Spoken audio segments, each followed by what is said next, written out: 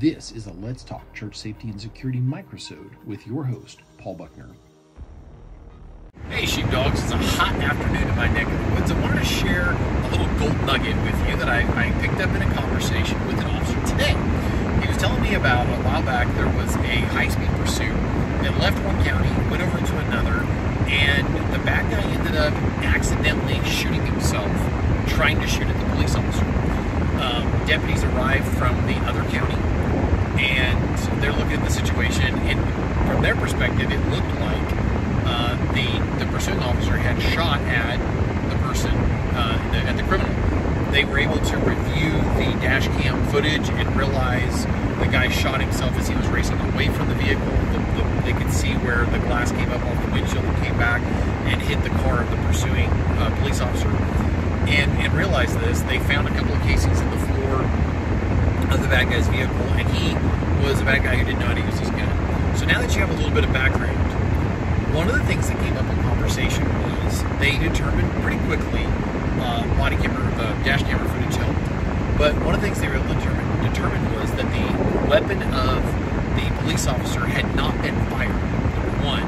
Number two, the mags were completely full. And I was like, oh, what a fantastic little gold nugget.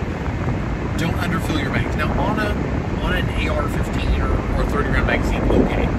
But what I mean is, I literally have talked to people that they don't understand that you're not going to hurt the spring on a modern firearm by keeping the mag loaded.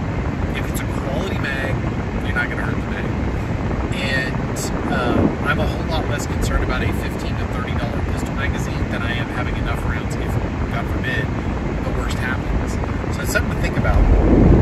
One of the very first things that the SO, the sheriff's office there, did was immediately investigate to see if all of the rounds were still in all of the magazines that belonged to the officer. So there was a chambered round, and if you took the chambered round and added it to the total of the magazine, you had the full magazine. Secondly, you had all of the mags on the officer, and so I carry spare mags.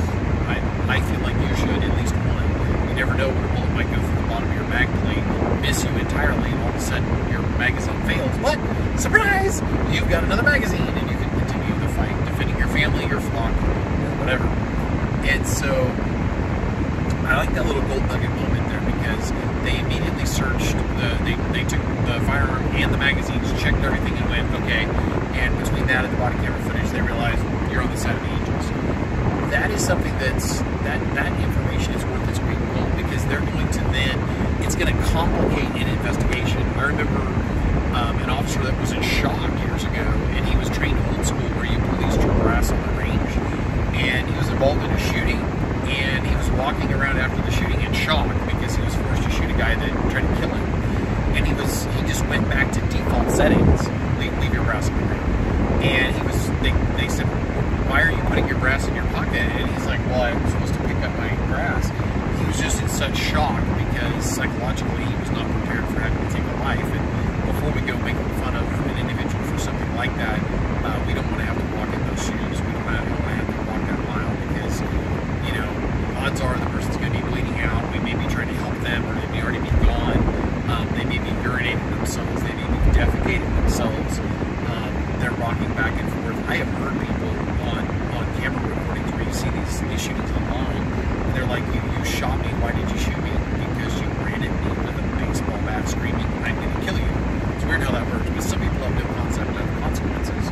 Or you've got that person tried to rob you at knife point and lunged at you with a knife, and you had to shoot them, and their girlfriend or wife, who was a very willing participant when you're getting robbed, is screaming and crying and sobbing and calling names because you had to be around in their significant other. It's a thing. So before we judge somebody too harshly, we need to understand that every bullet has a consequence, and every bullet has a lawyer attached to it. And we have to understand that every one of those bullets, psychologically and morally, we are responsible legally. We are responsible for every bullet, for where every single one of those rounds goes.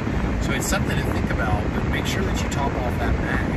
I went to a location where the chief of police called me and said, hey, I know your background, I know how much you care about my guys. Will you go sit with them? It's a hostile environment, and there's a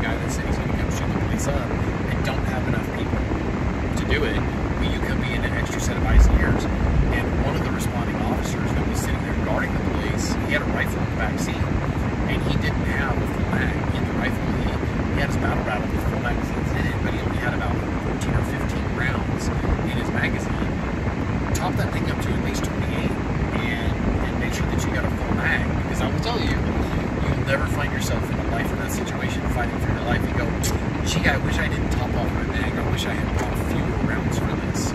If anything, you would be praying that your rounds count as quickly as possible, because contrary to this popular belief we have that the bad guy's going to stop and hold still like a paper target, the bad guy may not present us with a whole lot to hit, and yet they may be between body armor, between helmets, between how they position themselves, between what we're using for cover, what they're using for cover. It may be several shots exchanged up to a surprising number. And then unfortunately, some bad guys have an alarming ability to absorb bullets. It's a terrible situation. Nobody wants to have to shoot somebody on law. I remember reading an article where they interviewed a police officer that he was attacked by a gangbanger who tried to murder him, and he ended up shooting the guy, I believe, 14 times with a .45 auto, God's round, that just magically lights out and takes out everybody that it hits. And interestingly enough, I'm not knocking the .45 auto, carry what you want to carry, but he finally knocked the guy out, as I recollect, with one round, and he had literally all but emptied his magazine, and the guy was doing, by the grace of God, the guy was doing like these New York reloads where he jumped out with a 9, jumped back into his vehicle, jumped out with a 380, and the guy didn't have the sense that God gave a rock, by the grace of God, because the bad guy was coming in at the cop. He had a loaded SKS, 7.62 by 39 SKS in the front seat, and he was going for his handgun. So thank God for the inexperience and lack of training of the average bad guy, because had he come out with that 7.62 by 39 rifle, he probably would have been buried in caught. So things to think about in that. I hope there's a little nugget or two in there for you, because there was for me. I always carry my mags topped off.